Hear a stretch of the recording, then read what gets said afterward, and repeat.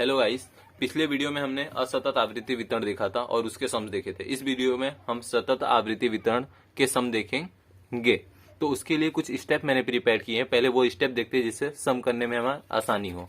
तो पहला स्टेप है हमारा महत्तम मूल्य, जिसको डिनोट करते हैं एक्स एच से। सेकेंड स्टेप है हमारा न्यूनतम मूल्य, जिसको डिनोट करते हैं एक्स एल से।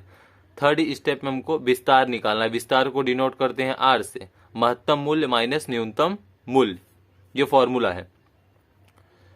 फोर्थ स्टेप में वर्ग की लंबाई, जिसको डिनोट करते हैं सी। वर्ग की लंबाई का फॉर्मूला क्या है? विस्तार के बटे में वर्ग की संख्या। देखो, विस्तार के बटे में वर्ग की संख्या, जिसको डिनोट करते हैं आर से और के से। विस्तार को आर से डिनोट करते हैं, वर्ग की संख्या को के से डिनोट करते हैं।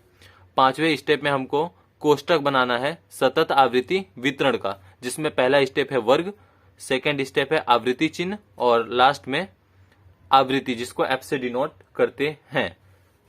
इसके बाद हमको एक महत्वपूर्ण बात है, वो नोट करके लिख लेना है। अनिवारक सतत आवृत्ति वितरण को निवारक सतत आवृत्ति वितरण में परिवर्तन करने के लिए दो फॉर्मूलाएं हैं, वर्ग की अधः सीमा बिंदु और वर्ग की उधः सीमा बिंदु। अब पहले हम बात करते हैं निवारक सतत आवृत्ति वितरण कहते किसे हैं, फिर उसके बाद आगे बढ़ते हैं। माना कि वर्ग 10 से 19, 20 से 29, 30 से 39। अब देखो, ये 19 और ये 20 दोनों सेम नहीं है, ये 19 है और ये 20 है, इसलिए इसे अनिवारक सतत आवृत्ति वितरण कहेंगे। अब जैसे समझो, जैसे वर्ग 10 से 20, 20 से 30, 30 से 40, ये 20 और ये 20 दोनों सेम हैं। सेम हुआ तो निवारक, सेम नहीं हुआ तो अनिवारक। एकदम क्लियर हुआ? निवारक सतत आवृत्ति वितरण किसे कहते हैं, अनिवारक सतत आवृत्ति वितरण किसे कहते हैं।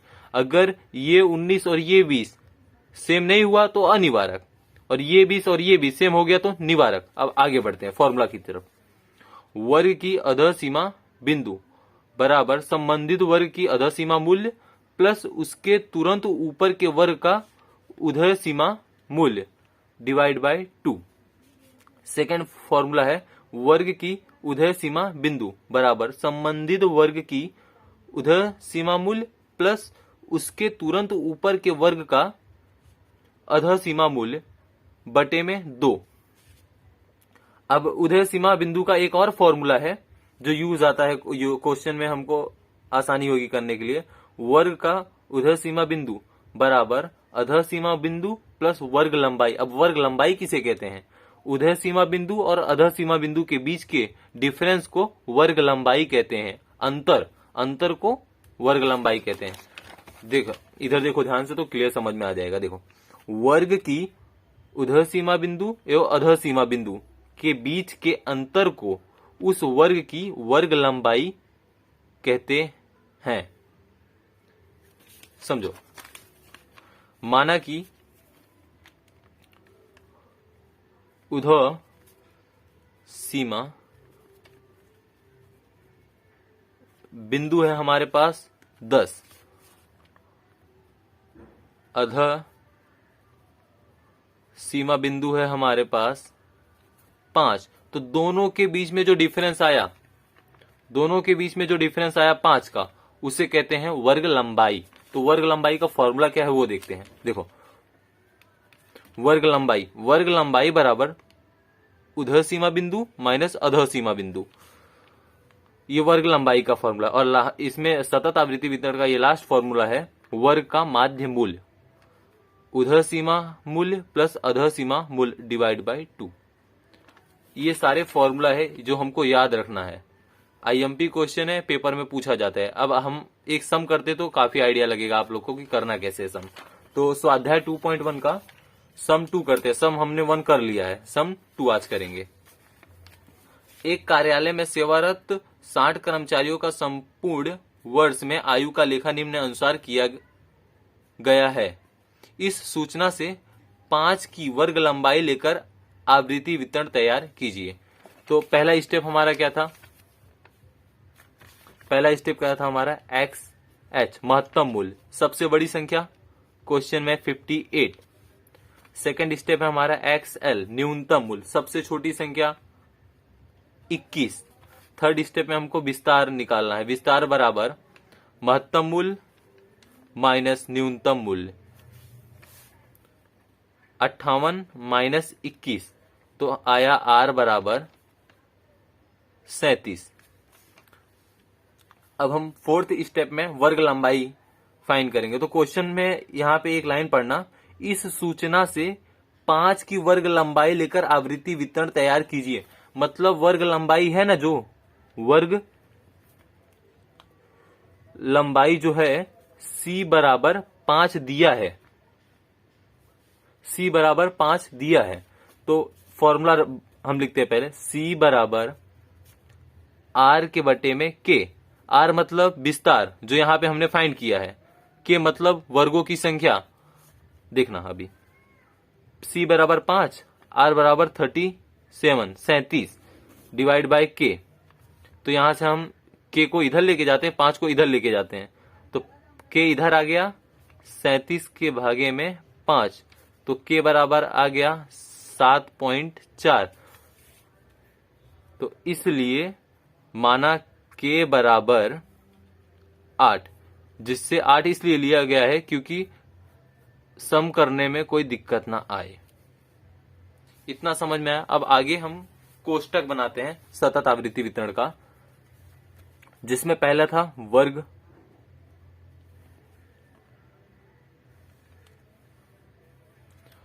फिर उसके बाद आवृत्ति चिन्ह,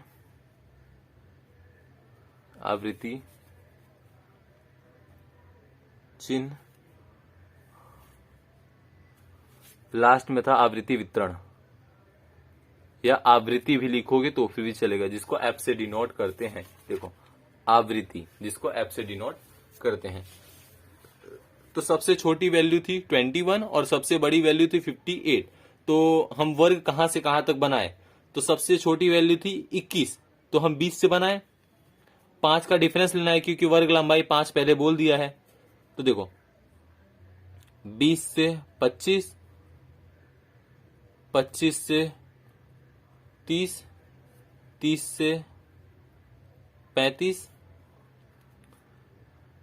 35 से 40, 40 से 45, 45 से 50, 50 से 55, 55 से 60। अब ये वर्ग हो गया। अब आवृत्ति चिन्ह देना, तो क्वेश्चन के आधार पे हम आवृत्ति चिन्ह देंगे। तो क्वेश्चन में चलते हैं पहले। 32 आएगा 30 और 35 के बीच में, तो एक लाइन खींचनी है। 42 आएगा 40 और 45 के बीच में। 48 आएगा 45 और 50 के बीच में। 35 आएगा 35 और 40 के बीच में। 23 आएगा 20 और 25 के बीच में। 58 आएगा 55 और 60 के बीच में। 52 आएगा 50 और 55 के बीच में। 38 आएगा 35 और 40 के बीच में। 36 आएगा 35 और 40 के बीच में। 44 आएगा 40 और 45 के बीच में। 48 आएगा 45 और 50 के बीच में। 39 आएगा 35 और 40 के बीच में। 24 आएगा हमारा 20 से 25 के बीच में। 27 आएगा 25 से 30 के बीच में। 29 आएगा 25 से 30 के बीच में। 32 आएगा 30 से 35 के बीच में। 34 आएगा 30 से 35 के बीच में। 41 आएगा हमारा 40 से 45 के बीच में। 45 आएगा हमारा 45 से 50 के बीच में। 51 आएगा हमारा 50 से 55 के बीच में। 30 हमारा आएगा 30 से 35 के बीच में। 47 हमारा आएगा 45 से 50 के बीच में। 45 45 हमारा आएगा 45 और 50 के बीच में। देखो पांचवी बार पे क्रॉस करना है। अब 44, तो 44 हमारा जाएगा 40 से 45 के बीच में। 52 52, 52 आएगा 50 से 55 के बीच में। 38, 38 हमारा आएगा 35 से 40 के बीच में, तो पांचवी बार पे क्रॉस। 41, 41 हमारा आएगा 40 से 45 के बीच में, तो पांचवी बार पे क्रॉस। 31, 31 आएगा 30 से 35 के बीच में, तो पांचवी बार पे जाके क्रॉस कर देना है। 25, 25 आएगा 25 से 30 के बीच में। 38, 38 आएगा 35 से 40 के बीच में। 36, 36 आएगा 35 से 40 के बीच में। 34, 34 आएगा 30 से 35 के बीच में। 37, 37 आएगा 35 से 40 के बीच में। 51, 51 आएगा 50 से 55 के बीच में। 25, 25 आएगा 25 से 30 के बीच में। 56, 56 आएगा 55 से 60 के बीच में। 32, 32 आएगा 30 से 35 के बीच में। 39, 39 आएगा 35 से 40 के बीच में। 32, 32 आएगा 30 से 35 के बीच में।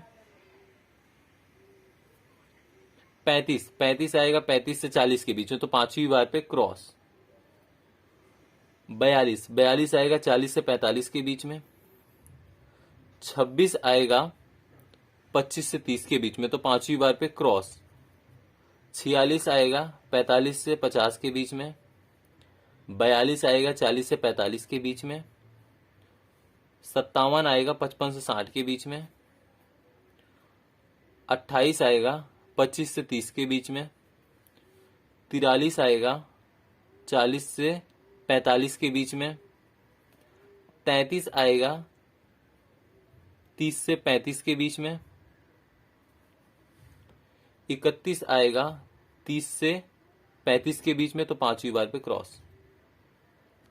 42 आएगा 40 से 45 के बीच में। 43 आएगा 40 से 45 के बीच में, तो पांचवी बार पे क्रॉस। 53 आएगा 50 से 55 के बीच में, तो पांचवी बार पे क्रॉस। अब 43 आएगा 40 से 45 के बीच में।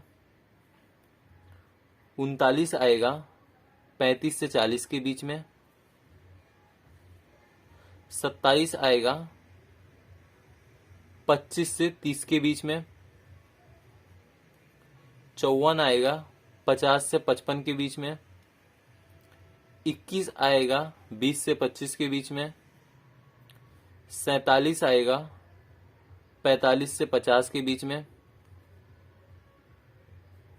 26 आएगा 25 से 30 के बीच में। और 40 आएगा 40 से 45 के बीच में। अब इसका टोटल करते हैं। देखो गाइस, पहले 3, सेकंड 5 और 3 8, 5 5 10, 5 5 10 और 1 11, 5 5 10 2 12, 5 2 7, 5 1 6, 3 3। यहां पे कुल लिखो, इसका टोटल करो 60 आएगा। ये हो गया हमारा आंसर, सतत आवृत्ति वितरण। अब नेक्स्ट वीडियो में हम से अधिक और से कम प्रकार का आवृत्ति वितरण समझेंगे। आज के लिए बस इतना ही।